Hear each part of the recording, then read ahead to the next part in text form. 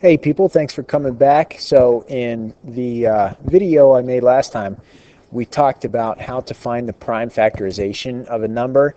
Now we can use that method of prime factorization to find the greatest common factor between two or more numbers.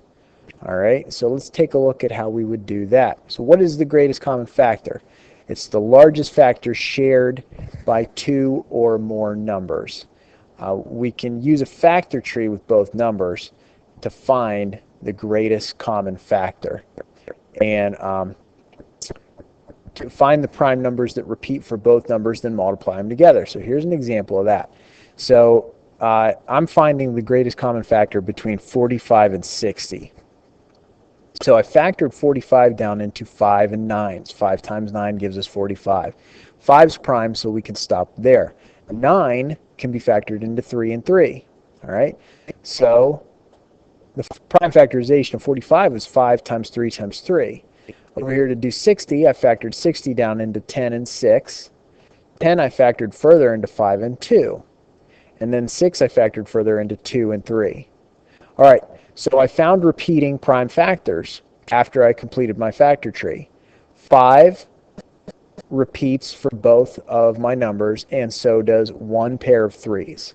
All right, so the repeating prime factors here are 5 and 3. So I multiply them together to get a greatest common factor of 15. All right, let's test this on these two numbers, 80 and 100. We are going to use a factor tree and find the greatest common factor.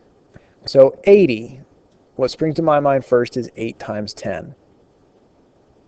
All right, neither of these numbers are prime. 8 can be factored further into 2 and 4. All right, 2 is prime. 4 is not. We can factor that into 2 times 2. All right, over here with 10,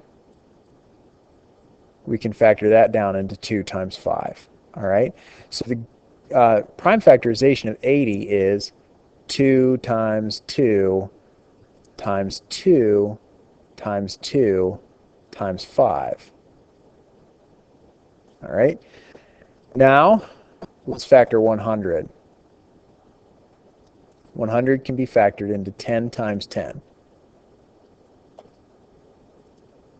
Each of these 10s can be factored into 2 times 5.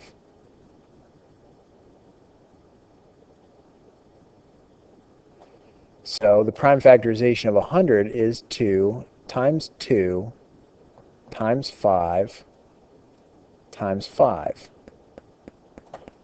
All right, I'm going to switch up my color. So we've got some matches here. Here's a 2 that we can match up with a 2 over here. Here's another 2 that we can match with a 2 over here. And this 5 has one matching 5. All right? So we can find the greatest common factor by multiplying 2 times 2 times 5, which would be 20. So the greatest common factor between 80 and 100 is 20. All right, and we can use this when we are simplifying fractions. All right, that's when you'll use your greatest common factor most often. You're finding the factor that you can simplify your fractions by. All right, so if 80 over 100 were a fraction, we could simplify it by 20 and we would get 4/5. All right, I hope that this was a method that you can use to find the greatest common factor and makes math a little easier for you. Thank you.